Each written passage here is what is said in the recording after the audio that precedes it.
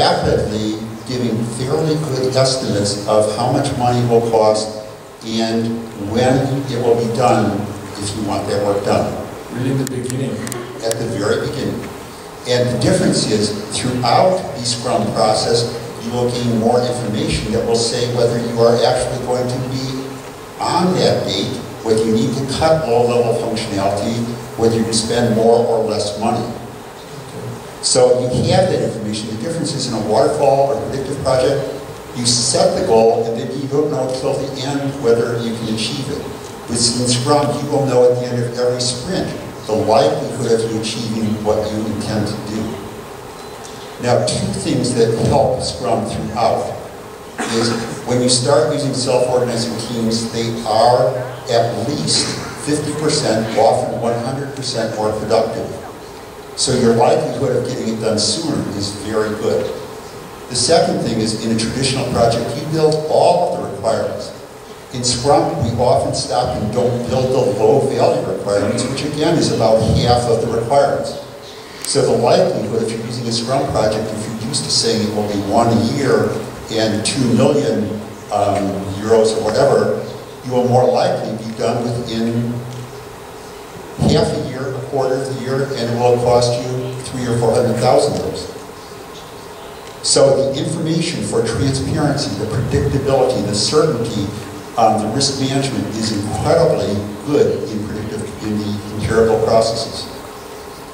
One of the reasons why we came up with Scrum and all the agile processes is most of our customers no longer trusted us. More than half of our projects had significant slips, spent more money than they intended, and didn't deliver the functionality that was needed. So we have nowhere to go without them.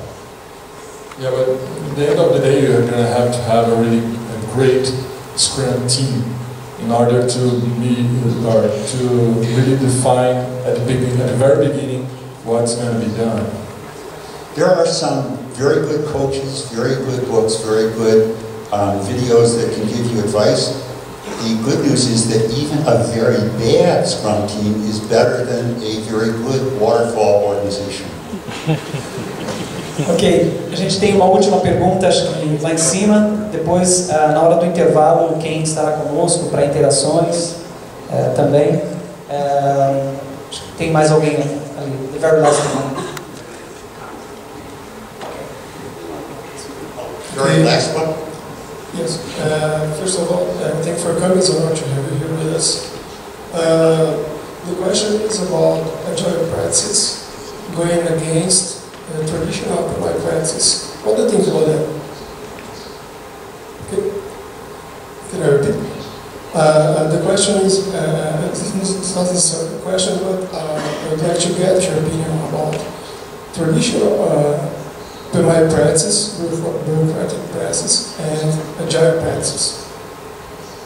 For 20 years, in our professional journals, we've had, and books, we've had such practices as test-driven development, acceptance test-driven development, research refactoring, cyclic redundancy, all of those things well discussed and expressed. However, none of us have used them because we've been using waterfall. We're under pressure to deliver more within less time, and so usually we're cutting good practices rather than using them.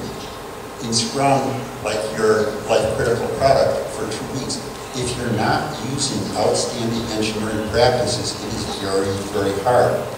So these aren't new practices. These are well-known practices that have been well-studied and understood. But suddenly, we have found the opportunity or the necessity of using them. So I don't even call these agile practices, I call these best practices. I want to thank you for inviting me to be with you. As you can tell, I consider this both a very important issue as our world and our products and society becomes more complex, but I also view it as a tremendous opportunity and voyage and challenge for us where we can actually reclaim our profession and thoroughly enjoy working with our friends to build products that people and we are proud of.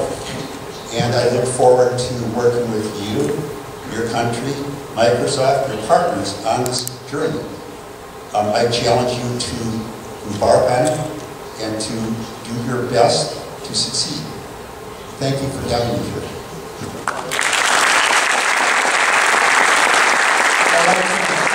Thank you very much. It's a great pleasure to have you here, but on behalf of everybody in this audience, do we have any Brazilians here? Can I hear you?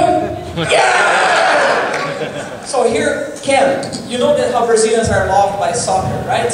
So we all have prepared a gift for you. So it's a Brazilian t-shirt for the official soccer team, but there is a special detail on this t-shirt.